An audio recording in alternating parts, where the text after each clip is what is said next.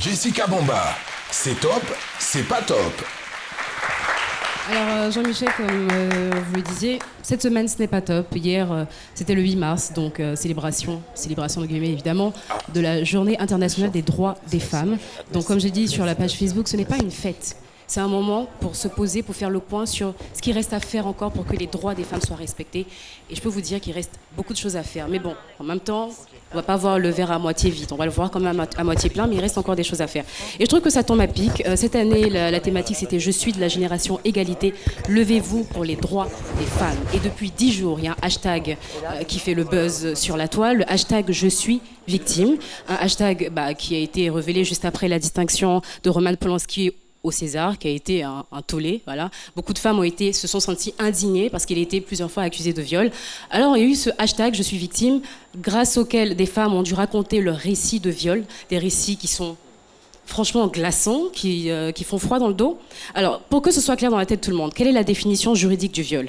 Le viol est défini par le Code pénal comme tout acte de pénétration sexuelle de quelque nature qu'il soit, commis sur une personne d'autrui par violence, contrainte, menace ou surprise.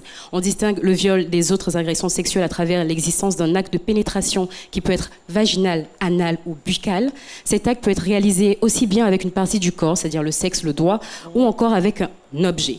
Alors, on a eu plein de récits, des viols qui sont arrivés à 9 ans, à 7 ans, à 17 ans, à 20 ans. Et on se dit à un moment donné, il faut en parler. Comme Suspect l'a dit, le problème, si les femmes n'en parlent pas, c'est que déjà, il va falloir prouver que vous avez été violée. On sait que c'est un acte sexuel. Prouver que vous avez été violée. Il n'y a pas de témoin, c'est que 2 personnes. Donc c'est votre parole contre la parole de l'autre. Comment vous voulez prouver et expliquer pendant des heures et des heures à énormément de personnes qui vont devoir essayer de vous croire ou pas que vous avez été violenté? Comment est-ce qu'on peut demander ça à une personne qui a été victime de viol? Mais malheureusement, il faut le faire. Alors, que dit la loi? Que dit la loi sur ce cas de viol? En cas de viol, donc de 5 ans à 20 ans d'emprisonnement pour le violeur, si les faits ont été prouvés. La prison à vie si la victime est mineure, donc à partir de 15 ans et moins.